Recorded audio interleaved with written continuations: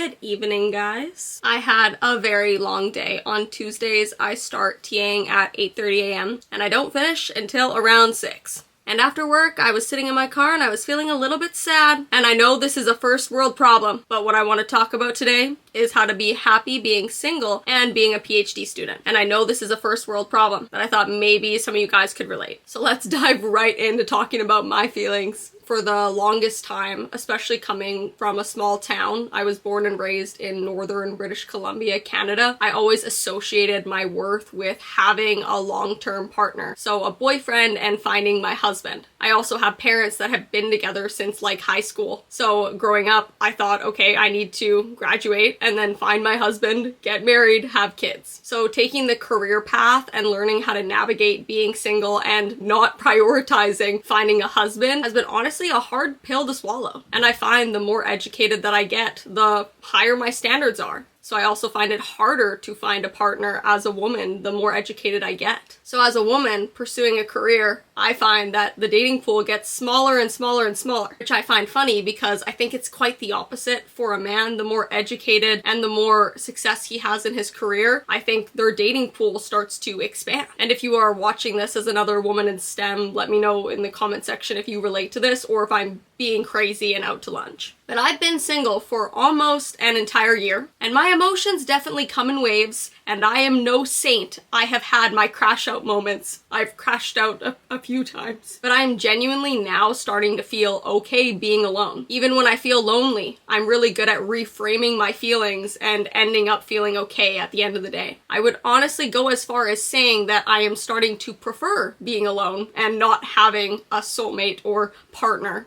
And I think a major reason why everybody is always searching for their soulmate has to do with the media. Books, movies, social media is always slapping it in our face that we need to find our soulmate. You need to find your other half. But I'm starting to feel that this is kind of fake and that the idea of a soulmate might not necessarily be real. It might just be an idea that as a society we have made up. Because at the end of the day, to be okay being alone, you have to be able to sit with your feelings and not constantly surround yourself with noise. Because when you're hanging out with somebody, maybe having intercourse, you know, the noise usually goes away. But when you're alone and you're sitting in your bed with just yourself at the end of the night, that is when the thoughts start to creep in. And you have to be able to control those thoughts. And what I've started to realize lately is the person I need to love the most is myself. I'm the only person that's gonna be with myself for my entire life. From the moment I was born till the moment that I die, I am the only one that is going to be here the entire time. So I don't need to find my other half because I'm already a whole.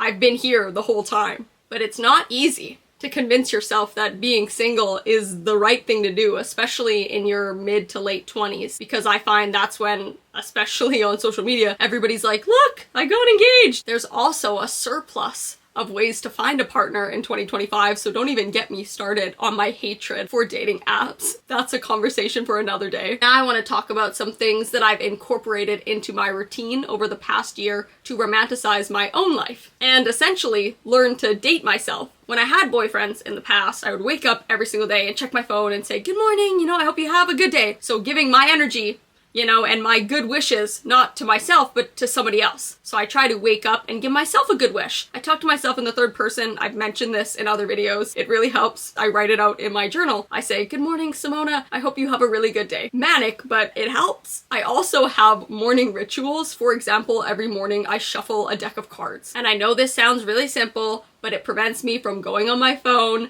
and when I don't go on my phone, I don't compare myself to others, and then the downward spiral of feeling really bad for myself doesn't initiate. So yeah, shuffle a deck of cards, or read a few pages of a book. Keep it consistent, and don't make it a super challenging thing to do. So if it is reading a book, try to read 2 or 3 pages. Don't say, I want to read 100 pages every single morning, because that's probably a really challenging task to get yourself to do every single morning, especially on Monday mornings when you really don't want to get up. Another thing I've been doing is trying to put emphasis on the things that I do appreciate in my life. I appreciate the flexibility with my schedule as a PhD student. I appreciate and acknowledge the privilege that I have getting to study new concepts and create new knowledge. And I love that I get to teach others. Those are some things that I appreciate. I also try to reframe anything that makes me sad. For example, I could wake up and it might be raining outside and I could say, oh, it sucks that it's raining. I would way rather it be sunny. Or I could say, wow, wow, it's really cool that Mother Nature has sun, rain, snow. It's cool that, you know, it's not always sunny outside. Rain is a really cool thing. One of my favorite quotes is, one could look at the world and see everything as unique and special. Or one could look at the world and see nothing as unique or special. And lately I've been trying to do the alter. So look at the world and see everything as beautiful and special, especially nature. Another thing that I've learned to do over the past year, and this is something I actually have never really done my entire life, is put more of an emphasis on building my platonic relationships, especially with my female friends. So not just using my friends to vent to and talk about boys, but learning what my friends' deepest, darkest secrets are and trying to build more emotional connections with my friends. It really does help fill that void of wanting to find a partner or, you know, your soulmate. And as an academic, I know it's hard and it's lonely and it's isolating. So the idea of finding a partner,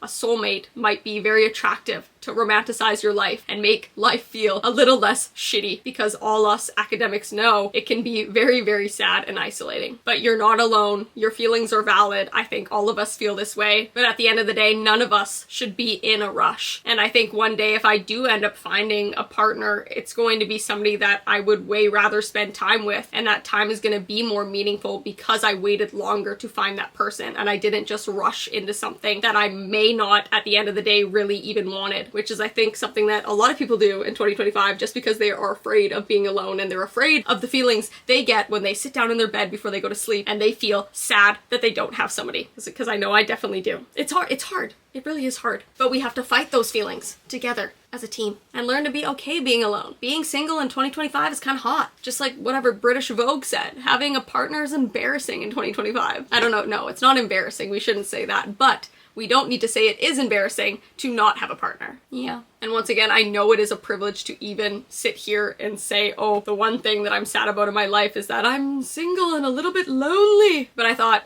somebody watching this might relate to this and feel a little less alone. And if you ever need somebody, even a friend, you could comment down on these videos. I love when you guys leave comments. They always make my day. I know I don't have the largest following, but to me it's quality over quantity, and every single follower I have is somebody that I truly relate to. And yeah, I love you guys. That's kind of all I have for tonight. I'm really tired. It's 9:37, but I've been up since like 6 a.m. And I hope you guys had a good day. And if you made it this far, please make sure to leave a like, comment, save, and or subscribe to my channel if you like my content. It means the world to me. Have a good night, guys. You're not alone. We're all in this together. And you already know what I'm gonna say. And if you don't believe in yourself just yet, and this isn't related to this video, just in general, know that I believe in you. Career-wise, and just life-wise. You've got this. Diva. Mwah. Good night.